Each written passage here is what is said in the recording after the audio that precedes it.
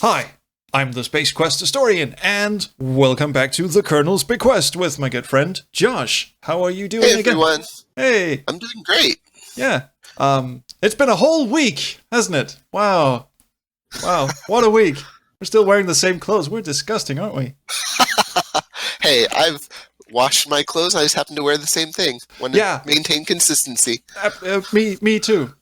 We're in the hallway. We just met some nice people. Our good friend Lillian and her mother Ethel, and these names will be lost to me in the next 10 minutes. And now we're in the hallway, standing rather symmetrically between, I don't know, a cat figurine. What the hell is this? A beautiful porcelain cat sits elegantly on a marble pedestal. Should I be saving a lot, Josh? Not at this point. Not at this point? Okay. Well, I won't then. Should I just go and open everything I can? Can't hurt. Couldn't hurt. Nothing important in here. And in the other one, a zombie will pile out and start eating my face. Nothing important there. Okay. Something tells me not a lot is going on in this room.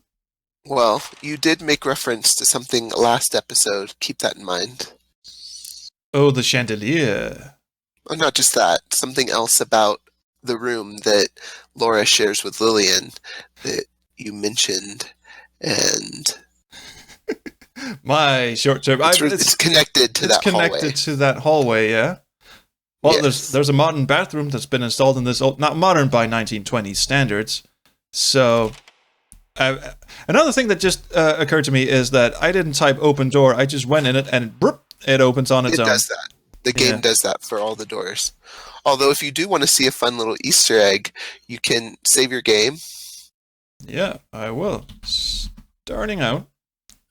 And then go take a shower. Oh, in the bathroom that we share. Oh, no, we can take. Well, can have one in here, yes. I thought for a second. I thought that Lillian fucked off and went in the shower or something. But no, she went in the hallway instead. If you do go here immediately, right when the game starts, she will be in here washing her hands. Okay. Well, we do need a shower, don't we? After all. Yes, you do feel a bit grimy. Perhaps a shower will make you feel better. Maybe I should add in some saxophone music as this occurs. No, Jesus Christ. Well, that got a little saucy. Ah, yes, a man with a hat enters. Nothing bad can come from this. He just wants to show us his cutlery collection. Oh, God, no. Didn't Alfred teach you anything? Well, at least we got to see a pixel buttock. That was, thanks, Josh. Yeah. God, I needed that in my life. Oh, this elegant room must be the Colonel's. You notice there's an elevator here. So many... Oh, God. And the clock advanced. This means we must have done something good. Or bad. Anyway, the plot is moving. Pardon, Henri. I got the lipstick on you. Oh, dear. Now, what the hell is she doing? Oh, the sprite was trying to clear her, clear his blocking or whatever. Look, Henri. Colonel Henri Dijon is a frail, ill-tempered curmudgeon in his late 60s. You understand that the colonel never married and lives an eccentric life of seclusion here on this bayou island. From observing his estate, it appears that though he is supposedly wealthy, he spends little money to maintain it. Okay, so he's stingy. Very much. He's not stingy enough to not, mail order some saucy French maid figure who doesn't actually seem to be dusting as much as just waving waving something at furniture. What's that? Fifi, her name was? Correct. Fifi's the colonel's pretty French maid. You surmise that she's probably very apt in her duties, whatever they may be. Fifi is young, blonde, and sexy. She seems to have a vivacious personality, but you can sense a certain cunning underneath it all. Now, okay, you murderous bitch, give it up. Ask Fifi about murders. I'm just gonna say murders plural because I'm sure she's committed a lot of them. Fifi doesn't acknowledge your presence. She's too busy cleaning the colonel's room. Right, I'll come back to you. Let's see. Tiny bed. I've got a question, actually. What is the deal Yes. with and this is just a general question about American culture. My friend Josh is from America, so I can ask him these cultural questions. What is up with you guys and putting sofas and couches in the middle of living rooms instead of against the wall?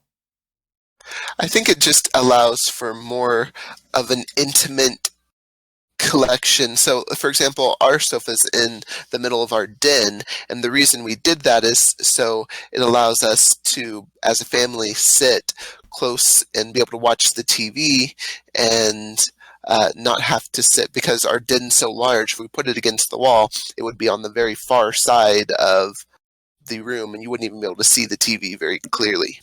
That is strange. I think that's probably the biggest difference between European and American culture. I know, fuck everything else, but the thing about, I mean, we put our sofas against the walls. Maybe we just have smaller living rooms. I don't know. Now, in our living room, that actually is the case. Our sofa is against the wall, but in our den, it's a little bit different. But our den is much larger, so. All right. So you have a very European living room. Gotcha. It doesn't appear that this room has been used in a long time. However, it currently seems to be the guest room of Dr. Wilbur C. Fields. I don't know about you. I don't want a doctor whose last name is Fields. That just conjures up some... Just wait till you chat with him. Dude, is that his bag? His bed folds out of the closet, eh? It's called a Murphy bed, yes. Ah, a Tex Murphy bed. I mean, I've seen it in Who Framed Roger Rabbit. That's ostensibly a detective story, so that's where my mind went. Let's have a look in his bag. It's Dr. Fields' bag. Oh, what does Dr. Field have in his Feely bag? Since it belongs to Dr. Fields, you should leave it alone. No, I shouldn't. This is an adventure game. It's all larceny and manipulation. We all know that. Well, Fifi fucked off somewhere, so now I can ask Henri about her. I just want to see if he drools when I do. Leave my maid alone! I wasn't really a threat to her, but thanks for asking. He will never answer any of your questions. Are you sure? Ask Henri about recipe for delicious cookies. Damn it! You're right. He's not a very interesting person. Let's go in the elevator. Stay out of my elevator! You know what? Damn it! So, this is the front upstairs hallway of the plantation house. A grand staircase leads down to the lower level. I will tell you. I'll warn you. Yeah? Hold on. Go ahead. Yeah. Huge crystal chandelier hangs precariously above the downstairs foyer. This is not a spoiler, by the way. Everyone knows once you see a huge fucking chandelier in a house, it's gonna fall on someone. It's like a Hollywood given, isn't it? Sorry, go ahead, Josh. Just be careful on the banister at the very top. As you can see, there are some broken things missing, and you don't want to tumble and fall. The game does not understand banister. I did spell it right, didn't I? Maybe try it with one N? Oh, what now? Try it with one N. Oh, B-A-N. That would say banister, if you ask me. Okay, I was wrong. Sorry. My bad. The banister looks a bit rickety. I'll just save my game then. And... watch out! Yeah, poisonous banister. Oh, that's cute. What the hell just happened? I was okay with the banister giving way, but that... it's not a pretty sight. It actually is. This game is lying to us. Jesus. Alright. Don't go there, then. Okay, we've got upstairs, we've got downstairs. My handsome guide, please guide me. Take me by the hand. Where should we go? It doesn't matter at this point. You can go... you can look in that closet if you wish. Is it a closet? The closet door's gonna smack me in the head, isn't it? Oh, it's a walk-in closet. It's an empty walk-in closet. Sometimes, though, the killer will be hiding in there, especially later in the game, and that's an instant death, so just be prepared. You could have mentioned that before I opened it. Well, at this point in the game, that doesn't happen. Alright. Okay, we'll go upstairs because nothing bad ever happens upstairs in mystery or horror. The stairs lead to a third level of the house. There's a doorway in front of you and another to the right. Very nice of it to give me an instant look description as I enter the rooms, by the way. It does that the first time you enter every room. Nice. This must be Fifi's room. Although her room is in the attic, she has fixed it up nicely. Ah, so this is where he keeps his sex slave. Mais oui? Oh, she's got a record player. It's a Victrola, isn't it? Fifi must enjoy listening to music as you see a Victrola in the back corner of the room. What Makes you think of Phantasmagoria, right? Yeah.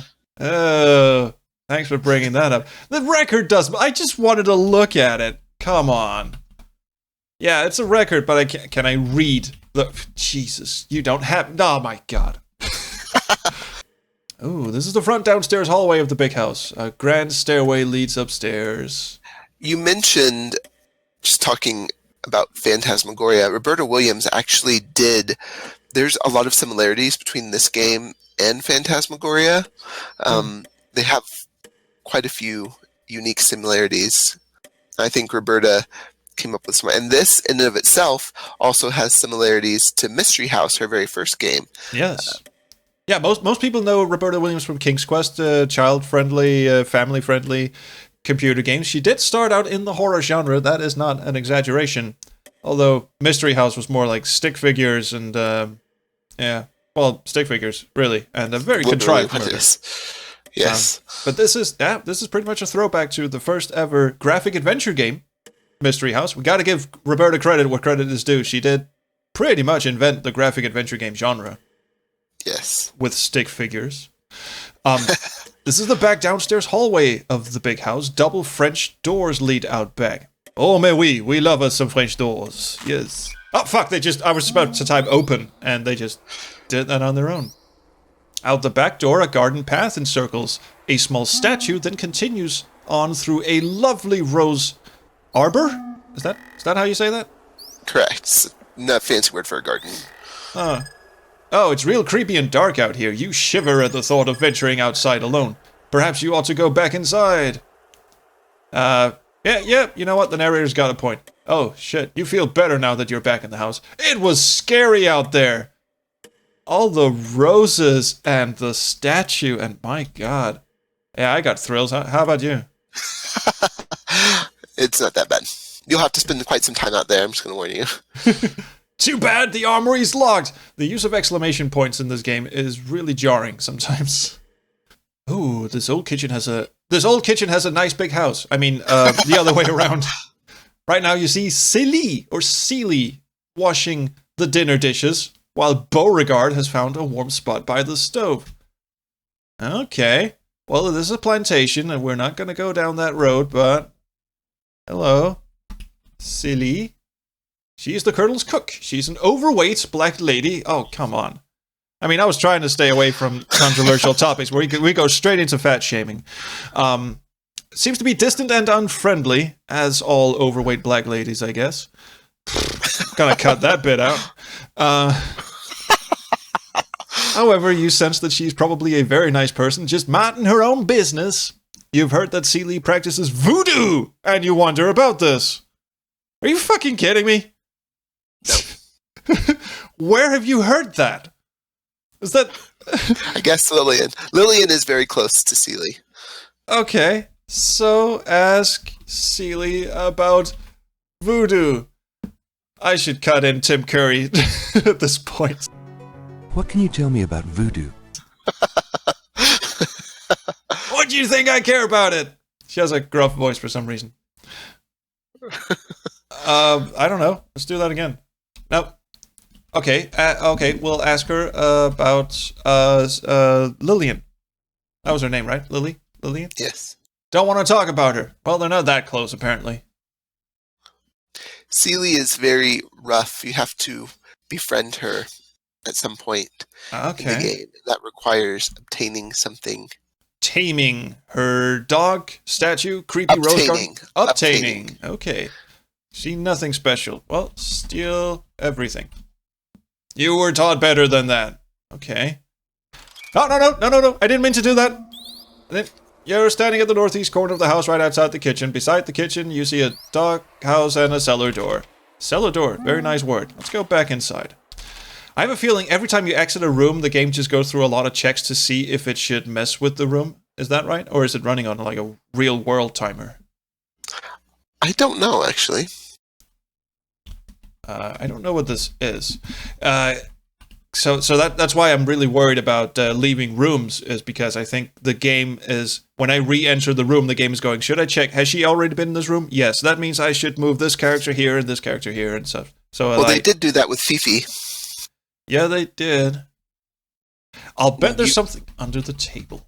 Yeah, keep going. That's an ice box in the corner, I'll tell you that. Oh, right.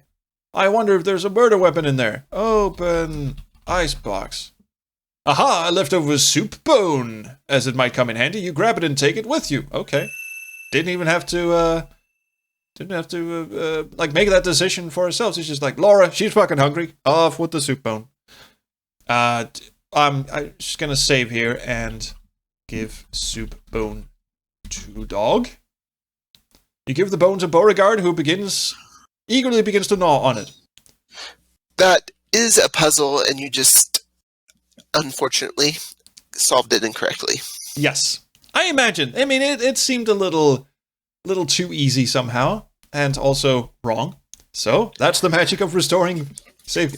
Can you just take the bone back from him? What happens? Does he bite you? You cannot. You cannot get it back once you give it to him. And this game has no dead ends. You can get to the end of the game without getting into a dead end, but you can prevent yourself from obtaining or seeing things just because you make a poor choice. All right. That's actually a pretty progressive way of designing games, especially for Sierra. Where normally, if I had messed up that puzzle, I would be in a so-called Walking Dead scenario. I would just be continually playing the game, but unable to finish it. Oh, you have found the Colonel's billiard room. Funny, he doesn't seem to be the kind of guy who would enjoy playing billiards, listening to records on the Victrola, or the player piano. Well, no, probably not. But the clock advanced, so we're doing something. Uncle Henri is a strange little coot. Quiet, we're not alone anymore. We really need to find some of these secret passages, don't we? Yes. Yeah, because all of these people are carrying on very interesting conversations, and we can't talk to them. Okay, who are you assholes? Look, people. Gloria and Rudy. Okay, we'll have to look at one after the other. Gloria Swansong, a beautiful platinum blonde, is the Colonel's other niece and Gertie's daughter. Who the hell is Gertie? That is someone you haven't seen yet. Okay. She seems so glamorous with her long feather boa, stunning jewels, and lovely gown. You've been told that she's a successful actress in Hollywood, although you've never heard of her. So she can't be that successful. She's actually named after a 1920s silent actress who's named Gloria Swanson. And yes. as is Laura Bow. Laura Bow is named after another 1920s silent actress named Clara Bow. Ah, interesting. Interesting. Some U.S. trivia there. The game doesn't understand Hollywood. Oh, shit. Also, she's just dropping her ash all over the floor. What kind of rude, satanic monster is she? Forget this dude's name. Oh, well, there you go. Rudy Dijon is Gloria Swansong's brother and Gertie's son.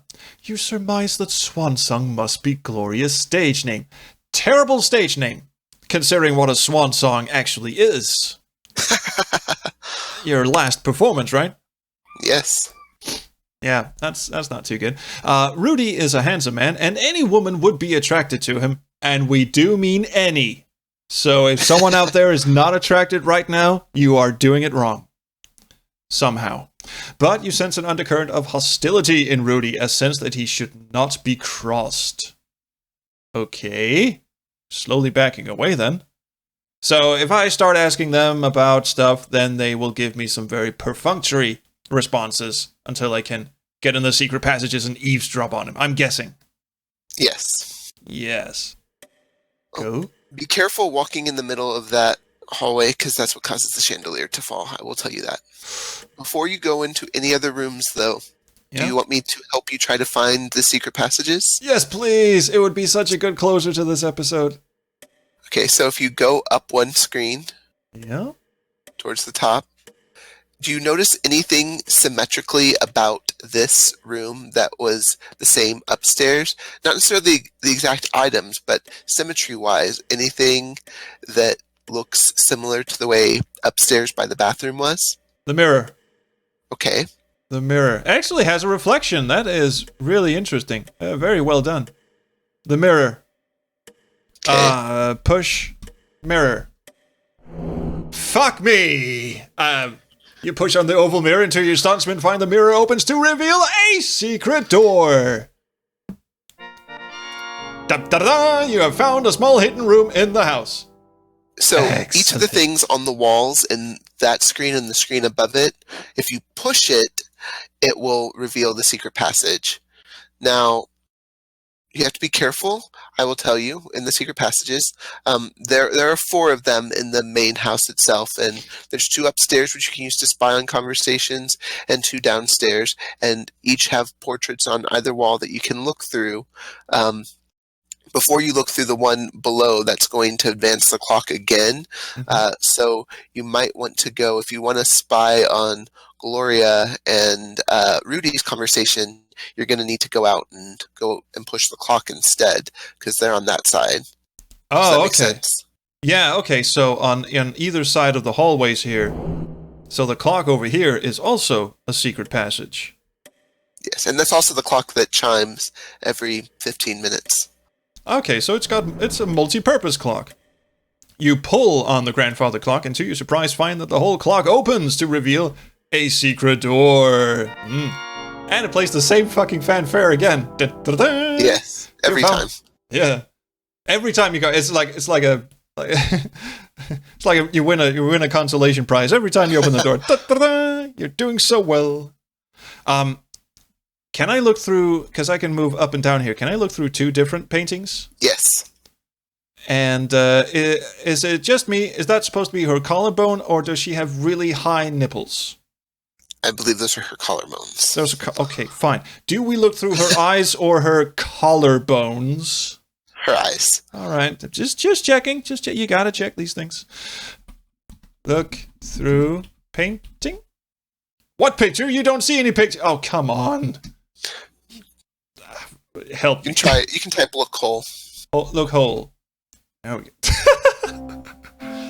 There is nothing of interest in the billiard room. Oh, they've left. They've left. But we didn't advance the clock or anything. Look hole. The doctor is alone reading a magazine. Okay. Go back upstairs, and you can listen to Ethel and Lillian's conversation. You should be able to. Yeah, let's do that. And let's stay away from the chandelier. We will show the chandelier at some point. You pull on the armoire. Surprise! You find that the whole armoire opens to reveal a secret door. Does it play the fanfare again? Yes, it does. Found a small room in the hidden house. Not in the hidden... Whatever. I'm looking in the wrong one, aren't I? Rudy is having a drink in his room. Okay. So he did move. Bastard. Ah, yes. Gertie isn't as... Oh, do you want to be... Sure. Noble? Gertie isn't deserving of any Henry's money. She's not even a blood relative. What are you going to do about it, Mother? Well, I can certainly talk to Henri about her and those 2 brats of hers. Ah, that would be Rudy and Gloria. You never change, do you, Mother? Let me just think about that for a second. Never mind, Lillian. You and I will never agree on anything. That lipstick is awful on you. It looked like Lillian was just handing her the glass. Just pouring it in her face. Okay. Another thing, if a room is empty, you can see there's a door right there, and then there's a cutout where there's another door on the far side. Yeah. If a room is empty, you can actually use the secret passage to quickly enter one of those rooms if you want, but the game won't let you if someone's in there. So you can try to, if you try to go through that door right there. This one? No, up above you. Oh. Yeah. Well, I do want to open the door. Oh no, there's somebody in the room. Never mind. And so it won't let you. All right. But if the room is empty, you can actually use that to enter a room. But you also have to be careful because later in the game, on the right-hand side, the killer can sometimes get you in the shadows if you try to go out the door that you're at right there.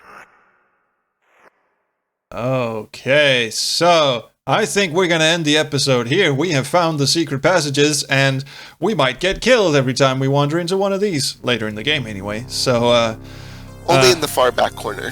Only in the far back corner. Well, that didn't make my heart race at all.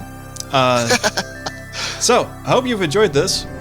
Thank you so much for watching. Please like, subscribe, do whatever you kids do. Do leave me a comment, because we love the comments. Not just me, just Josh as well. He leaves a lot of comments, so please leave him a comment, now that you have the chance. Thanks for stopping in, and we'll see you next week for more The Colonel's Bequest. And until then, around the Chrono Stream. See ya.